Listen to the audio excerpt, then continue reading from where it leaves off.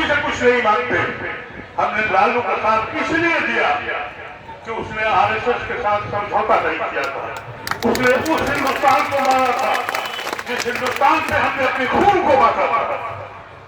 हम किसी पार्टी के हिमायती नहीं है, हम किसी पार्टी के नहीं है, लेकिन हम गांधी के हिंदुस्तान में हमारी खून में बटा था। गांधी के हिंदुस्तान को करके हमने जिना को और उनकी कौम को हराया था। तुम्हारी समझ में क्यों नहीं आता मेरे अजीजों? तुम्हारे दिल में आग क्यों नहीं उठती है?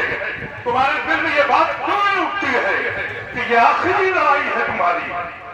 तुम इस लड़ाई को समझने से कासिर हो, अपने नारे लगा रहे हो, झंडे लगा रहे हो। अरे इस वक्त निकलो और कह दो कि अगर ये बिल पास हुआ तो हमारा कोई ताल्लुक भी तुम लोगों से नहीं है, और जो लोग इनके साथ हैं उनसे हमारा कोई ताल्लुक नहीं है।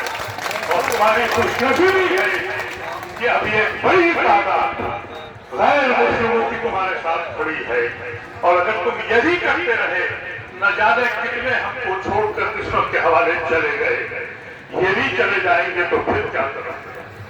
सोचने का वक्त है। बस इस बात कहकर